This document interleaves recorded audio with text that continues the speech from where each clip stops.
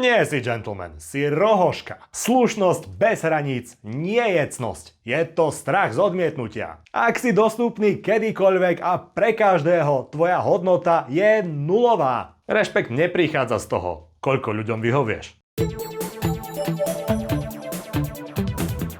Povedal si áno, aj keď si chcel povedať nie. Znova. Kamoš ťa požiadal o láskavosť, ktorá ti zabije celý víkend. Šéf ti hodil na stôl prácu navyše, aj keď ti už padla. Dievča ti napísalo len keď niečo potrebuje a ty okamžite odložíš všetko nabok. Myslíš si, že si gentleman, že si dobrý a ochotný chlap? Mám pre teba však pravdu, ktorú ti kamoši nepovedia. Nie si gentleman, si rohoška. A po rohoškách sa šliape. Slušnosť bez hraníc nie je cnosť. Je to strach z odmietnutia. Ľudia si ťa nevážia preto, že si dobrý. Vážia si ťa preto, lebo vedia, kde končí tvoja trpezlivosť. Ak si dostupný kedykoľvek a pre každého, tvoja hodnota je nulová. Pretože to, čoho je nadbytok, je lacné. Tento kanál budujeme pre mužov, ktorí majú chrbtovú kosť. Ak chceš patriť k elite, ktorá sa vie postaviť za seba a ktorá vie, kedy podať ruku,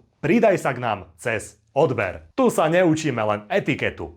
Tu sa učíme rešpekt. Ako teda zmeniť hru? Poprvé, nepotrebuje vysvetlenie. Keď povieš, nemôžem, lebo mám veľa práce a potom idem k mame, dávaš druhej strane priestor na vyjednávanie. Sila je v krátkosti. Nie, vtedy mi to nevyhovuje. Bodka. Po druhé, sleduj reakciu. Ľudia, ktorí ťa doteraz len využívali, sa naštvú. To je dobré znamenie. Práve si odfiltroval parazitov. Skutoční priatelia tvoje nie príjmu, lebo si vážia tvoj čas. Po tretie, tvoj čas je tvoja najdrahšia mena. Gentleman investuje svoj čas tam, kde to má zmysel. Nie tam, kde sa bojí povedať pravdu. Zaujíma ma však tvoja skúsenosť. Kedy naposledy si chcel povedať nie, no nakoniec si zo seba urobil sluhu? Napíš mi ten príbeh do komentára. Rozoberieme si to a na budúce to urobíš inak. Rešpekt neprichádza z toho, koľko ľuďom vyhovieš. Prichádza z toho, koľko si ochotný obetovať za svoje vlastné hranice. Prestaň sa ospravedlňovať za to, že máš svoj život pod kontrolou. A radšej